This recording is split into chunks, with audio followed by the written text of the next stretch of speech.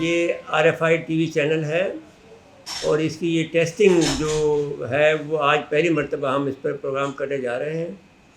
اگرچہ روزانہ کا بلیٹن اس پہ جاری ہے اور نشر کیا جاتا ہے، لیکن رابطہ فورم انٹرنیشنل کی طرف سے جو RFI T V channel digital channel بنا ہے، اس میں جو آج ہم نے ابتدائی طور پر جن مہمانان گرامی کو اپنے جو ہے RFI ٹاک میں جو گفتگو کے لیے بلایا ہے، وہ میری بہن ہے. ان میں سے ایک پروفیسر ڈاکٹر تنویر خالد صاحبہ، جن کی جو سب سے زیادہ ہم میں سینئر ہیں، اور وہ اس علاج سے بھی کہ جو پولیٹیکل سائنس کی جو ہیڈ رہی ہیں کراچی یونیورسٹی کی، پھر بہت سی یونیورسٹی کی ہیڈ رہی ہیں، اور بہت سے جو استاد ہیں جو اس وقت وائس چانسلر ہیں، ان کی یہ استاد رہی ہیں، استادوں کی استاد ہیں.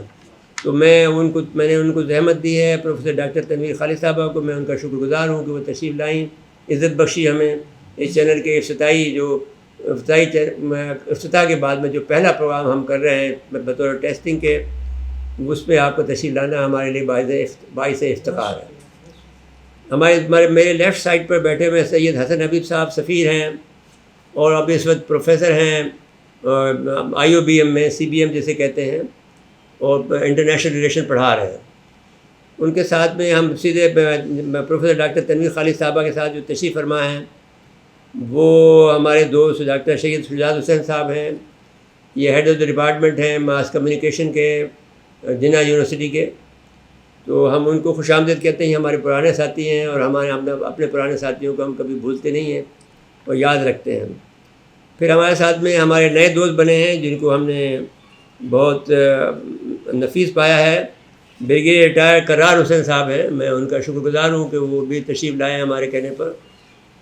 اور لاسٹ بٹ ناٹ لیسٹ، کیونکہ وہ ہم ان کو گاڑی بھیجنے میں انہوں نے دیر کر دی تھی، تو ایئر کوموڈور ریٹائر جمال حسین صاحب کے ہم انتہائی مشکور ہیں کہ وہ بھی ہماری طرح سے بہت سینئر ہیں، اور ہم سب شاید سب سے ہم سینئر ہوں. تو میں ان کا شکر گزار ہوں.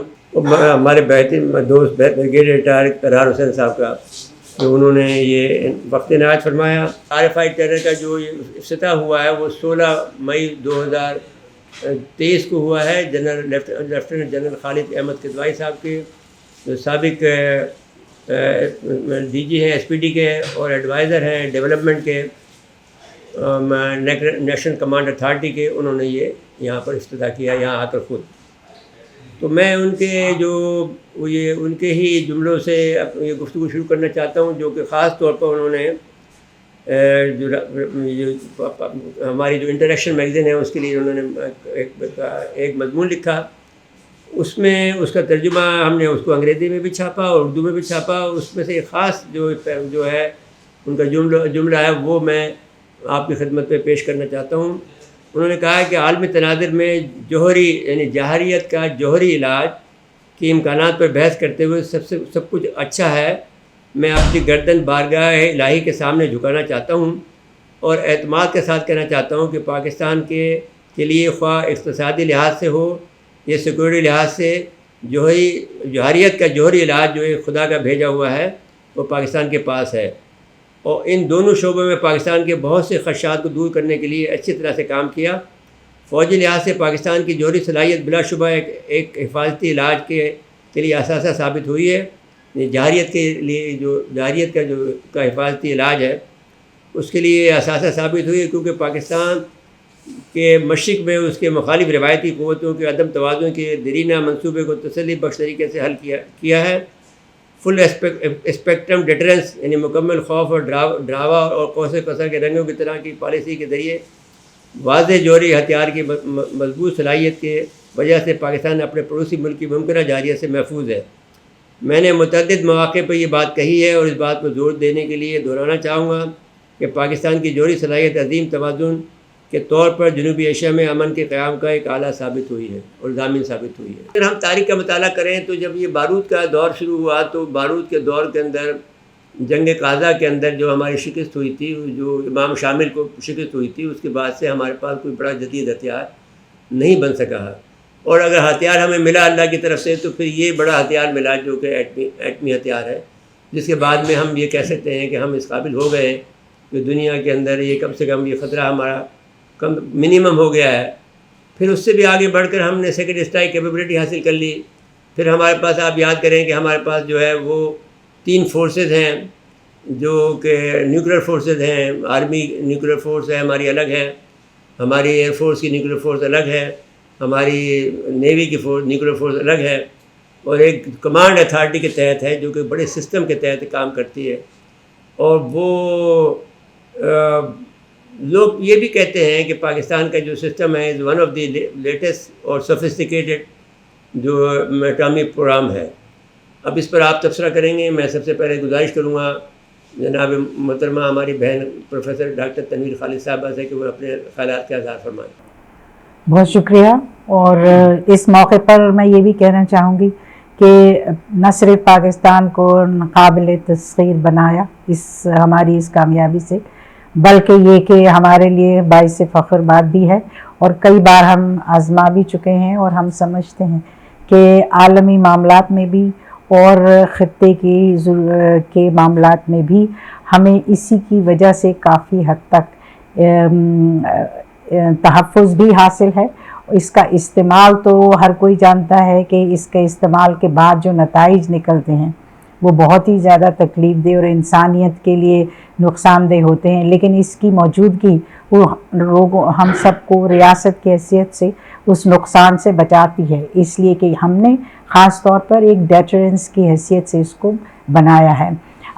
اسلام کے بھی تقاضوں میں ایک ہے، اور خاص طور پر پاکستان ایک نظریاتی ریاست کی حیثیت سے کہ اسلام تو امن کا دین ہے، لیکن اس کے ساتھ ساتھ یہ بھی ہے کہ تم اپنی تیاری تو رکھو. امن کا یہ مطلب نہیں ہے کہ دشمن کے روب میں آ کر یا اس کے زیر اثر آ کر اپنی حیثیت اور اپنی بڑائی کو بھول جاؤ. اس طرح سے اس لیے ہم نے ایک ڈیٹرنس کے اعتبار سے اس کو بنایا کہ ہمارے پاس پڑوسی ممالک میں دوسرے ایک آدھ ملکوں سے بھی ہمارے خارجہ تعلقات وقتاً فوقتاً جیسے کہ افغانستان کا بھی بہتر اور کبھی کمزور ہوتے رہے، اور دور دراز کے علاقوں سے بھی وہ ریاستیں جن کو ہم کہتے ہیں بڑی قوتیں ہیں اور جن کو آپ کہہ سکتے ہیں ایٹامک پاور تو ہیں، لیکن یہ کہ ایک بڑے عالمی نظام کے اندر ان کا ایک الگ مقام ہے، ان کے حوالے سے بھی ہم اس کے استعمال نے ہم کو تحفظ دیا ہے اور اس کی موجودگی نے. اور یہ بھی ہم جانتے ہیں کہ پاکستان کے موجودہ وہ حالات جن کے لیے میں یہ کہنا میرے لیے آسان نہیں ہے کہ یہ نامساعد حالات ہیں، لیکن اقتصادی معاملات میں بھی اگر کمزوری ہماری اس کو روکا جائے تو کس طرح سے دوسرے ممالک جو نہیں چاہتے ہم کو ایک مضبوط ریاست کی حیثیت سے دیکھنے کے لیے، وہ چاہتے ہیں کہ اقتصادی اعتبار سے ہم اس پروگرام کو یا تو پیچھے کر لیں یا وہ شرائط پوری کریں جن میں کہ کم و بیش یہی ہے کہ ہم رول بیک کریں اس پروگرام کو. تو یہ ہمارے لیے نہ صرف تحفظ ہے، ہماری انتھک کوششوں کا نتیجہ ہے، ہماری ضرورت ہے خطے کے حالات کو دیکھتے ہوئے، اور پڑوسی ملک جن میں ہندوستان سب سے آگے ہے اور ان کی جتنی بھی چالیں اور پالیسیز ہیں جس کو وہ ڈپلومیسی کہتے ہیں، وہ سفارتکاری کے اصول ہمارے لیے ہمارے اوپر بالکل دوسری طرح سے نافذ ہوتے ہیں. کبھی صحیح چیزوں کو چھپا کر، کبھی ہم کسی اور طریقے سے کوئی ایسا موقع بنا کر جس میں کہ الزام ہمارے اوپر آئے اور پھر اس کا بین الاقوامی سطح پر پرچار کرنا اور اتنا ڈھونگ رچانا کہ دوسری ریاستیں اس کو کافی حد تک ماننے کے لیے تیار ہو جائیں.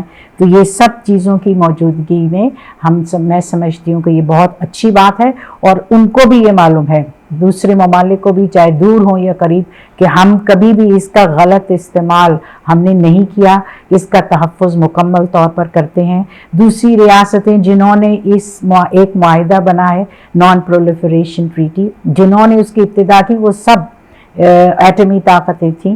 تو سب سے پہلے تو اگر اس کو کم کرنا ہے یا ختم کرنا ہے تو انہی کو ختم کرنا چاہیے تھا. انہوں نے خود اپنے اوپر اس پابندی کو قبول نہیں کیا اور دوسروں پر اس کے پھیلاؤ کو روکا.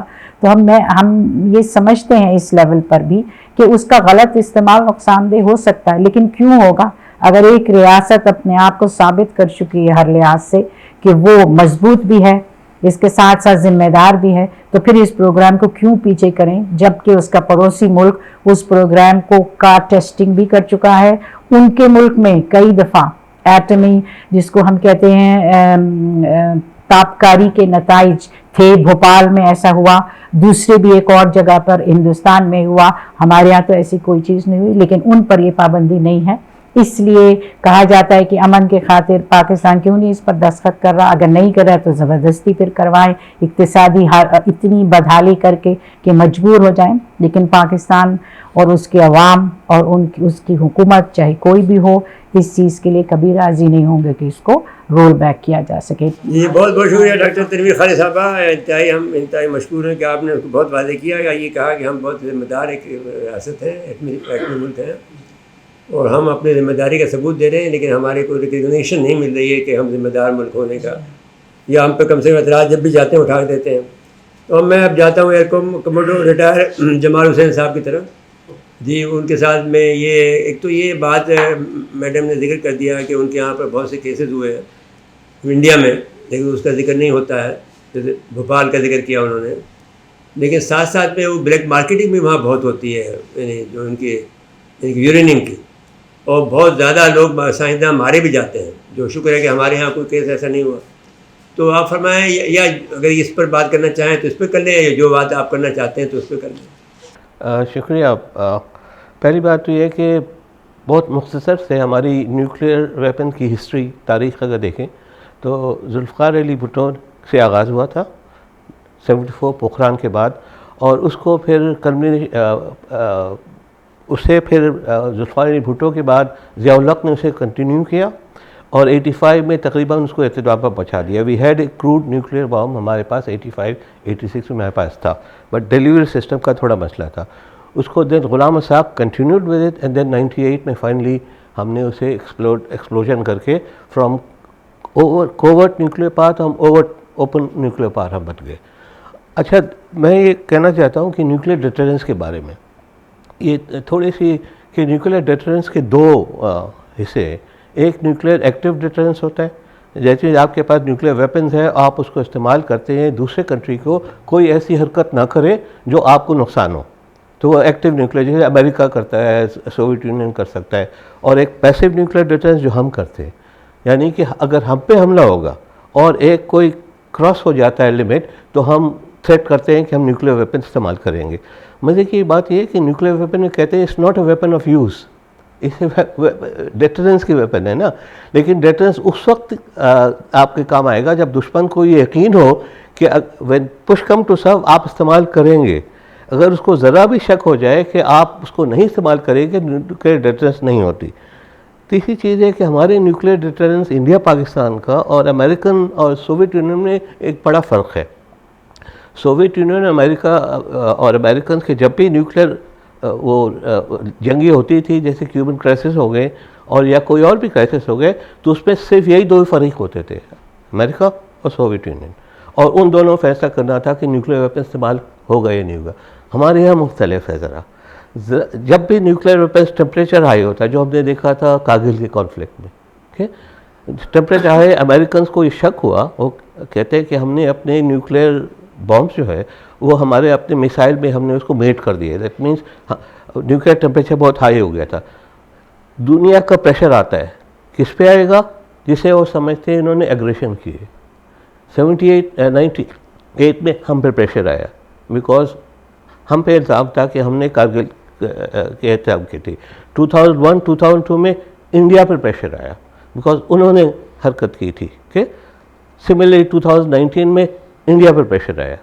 دیرفور لیسن, اس کا سب سے بڑا لیسن یہی ہے کہ نیوکلیئر ویپنس جو ہے آپ اس کو اپنے ڈیفنس کے لیے استعمال کر سکتے ہیں. یہ نہیں کہ آپ نیوکلیئر ویپنس ہے اور اس سے زیادہ آپ دوسرے ملکوں کو چھیڑخانی کرے اور وہ نیوکلیئر ڈیٹرنس نہیں کام کرے گا.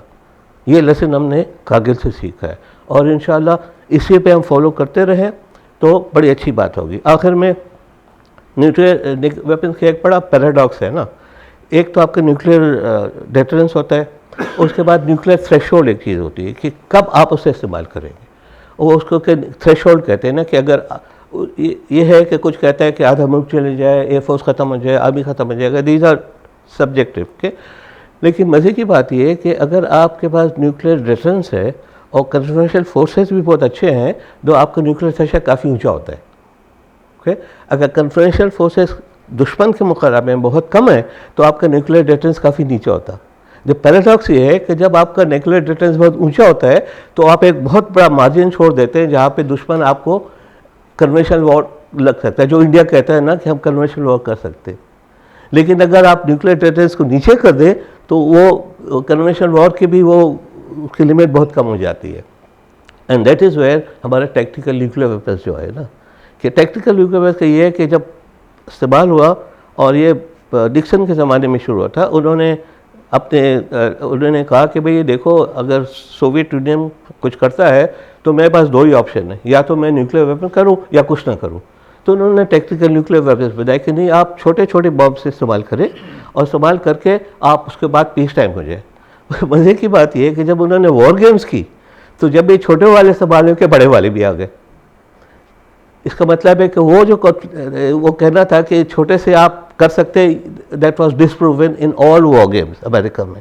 لیکن اس کا ایک فائدہ یہ ہوا، جب آپ کے پاس ٹیکٹیکل ویپنس ہو جاتا ہے اور اس کو آپ اپنے کنونشنل ڈیفنس کے ساتھ میچ کر دیتے ہیں، تو پھر آپ دشمن کو یہ کہتے ہیں اگر تم نے چھوٹا سا بھی حملہ کیا تو ہم ٹیکٹیکل نیوکلیئر ویپن استعمال کریں گے، اور اگر کریں گے تو تمہارے بھی یہی ہے کہ اگر کوئی بھی ویپن استعمال ہوگا تو نیوکلیئر وار ہو جائے گی. سو ایکچولی آپ نے نیوکلیئر اس کو وہ جو کر سکتے ہیں اس کو بہت نیچے کر دیا ہے. اچھی بات ہے، بری بات ہے، یہ ڈپینڈنگ آپ کسے بات کریں. تھینک یو سو مچ. اچھا جی، دیکھیے راج صاحب نے جو ہمارے کموڈور صاحب نے جو بات کہی ہے بہت ٹیکنیکل باتیں کی ہیں.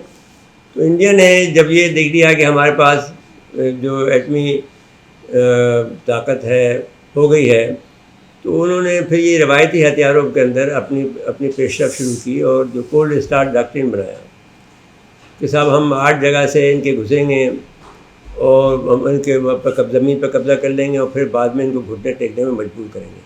اس کے جواب میں پھر آپ نے ٹیکٹیکل وار ہیڈ بنایا. پھر انہوں نے اس سے بھی نہیں بچے، انہوں نے PSI بنایا جو ایک دوسرا سسٹم تھا جس میں انہوں نے کہا کہ صاحب ہم اپنی جگہ سے بھی نہیں رہیں، کیونکہ جب وہ موومنٹ کرتے ہیں تو ہمیں پتہ چل جاتا ہے، لیکن ہم پھر بھی اٹیک کریں گے. تو پھر بھی ہم نے کہا کہ بھئی اگر آپ اس کو کریں گے تو پھر ہم اس کا پھر بھی ہم آپ کو جواب بہت سخت دیں گے. تو اس پر انہوں نے ایک جب 2014 ہوا تو ایک آرٹیکل چھپا، اس میں ان کا جو انڈیا کا جو اٹامک انرجی کا چیئرمین تھا، اس نے کہا اگر پاکستان نے ٹیکٹیکل وار ہیڈ استعمال کیے تو پھر ہم اسٹریٹجک وار ہیڈ استعمال کریں گے.